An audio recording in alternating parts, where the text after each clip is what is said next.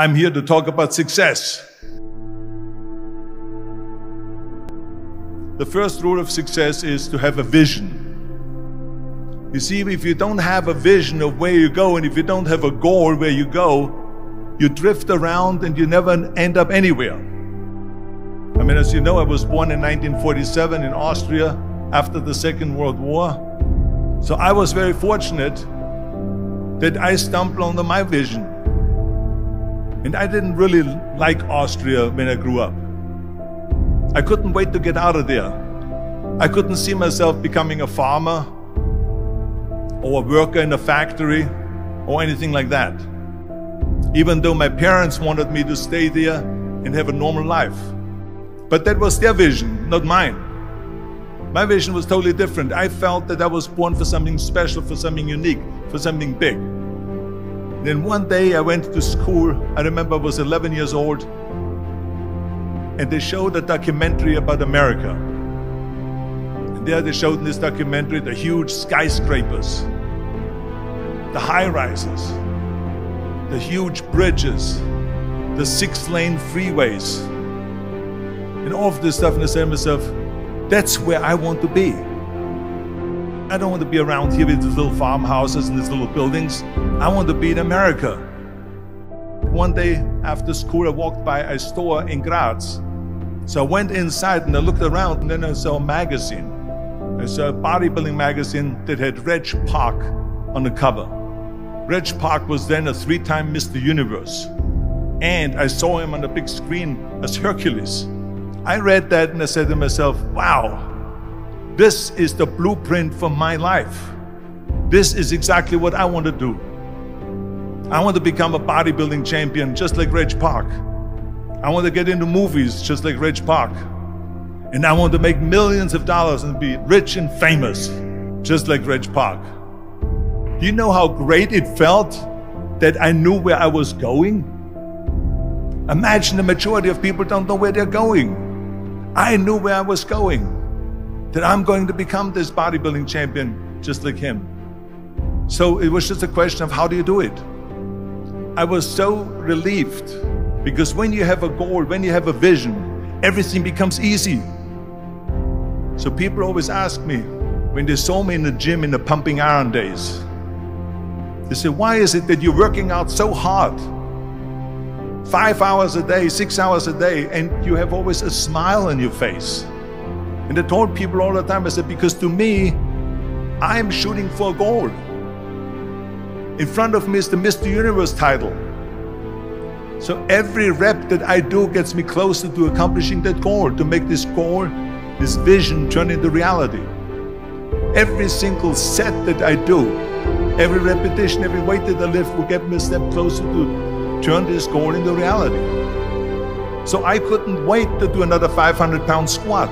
I couldn't wait to do another 500-pound bench press. I couldn't wait to do another 2,000 reps of sit-ups. I couldn't wait for the next exercise. At the age of 20, I went to London and I won the Mr. Universe contest as the youngest Mr. Universe ever. And it was because I had a goal. So let me tell you something, visualizing your goal and going after it makes it fun. You got to have a purpose no matter what you do in life. You got to have a purpose. 74% hate their job in America. Now, there is not much different when you come to Europe. The majority of people don't like what they're doing, because they're really not doing it because they didn't have a goal and they followed this goal. They just aimlessly drift around, and then all of a sudden there's a job opening, so they get that job because you have to work. But then when you work, it's a chore. It's work. It's not fun. So if you think about, only a quarter of the people really enjoy what they're doing in life. That is unbelievable if you think about it. So I felt so blessed that I knew what I was doing. It's like a medical student that studies and knows he wants to become a doctor. You know where to go. And the same thing is also in politics. I remember that in politics, I had a very clear vision that I will be the leader of California. This is as far as I could go because I was not born in America, so I could not run for president. So being the governor of the fifth largest state,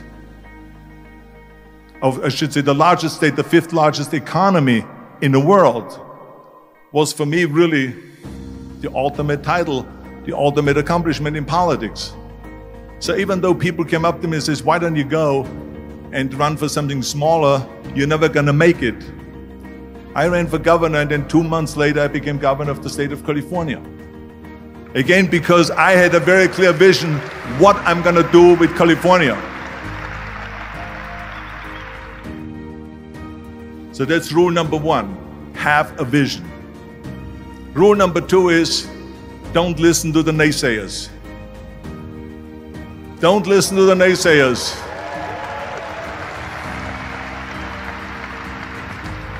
Everything I ever did, the thing that I heard out of people's mouth was, that's impossible. That can't be done. Or no. That is exactly what I heard, and of course I proved to the people that it can't be done.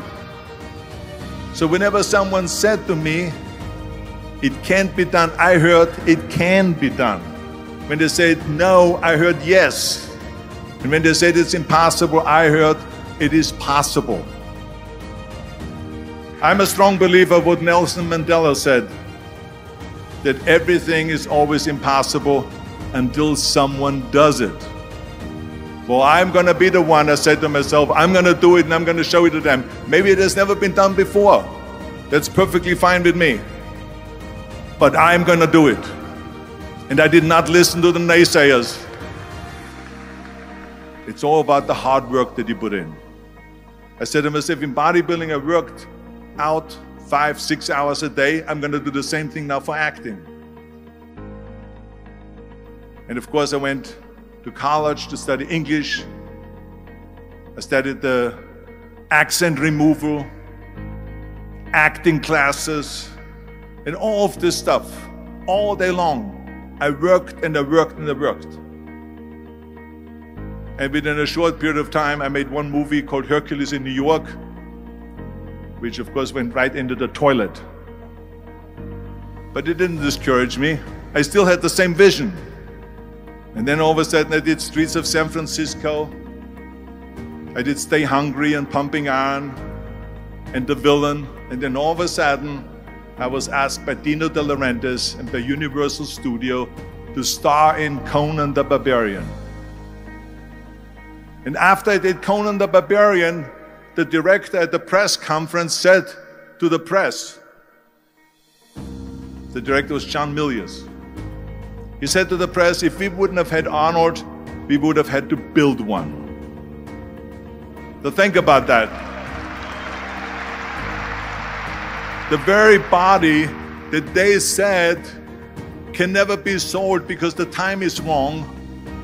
A few years later, I'm doing Conan the Barbarian, and it was the #1 hit at the box office when it came out in the summer of '82. Think about that. And the director says, if we wouldn't have had his body, we would have had to build one. So all of a sudden, my body became an asset, not a liability. And the same thing was with Terminator. After we were finished filming Terminator, Jim Cameron said to the press, if Arnold wouldn't have had that accent and talked like a machine, I think the movie wouldn't have worked. So think about that. The body and the accent that they attacked was an asset. But I didn't listen to those losers. I didn't listen to them at all.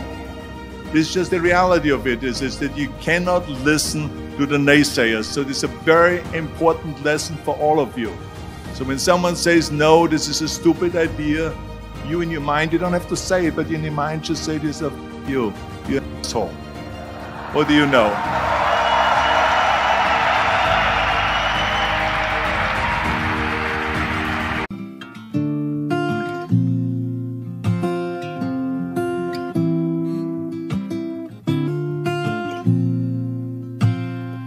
I hear a lot about sinners.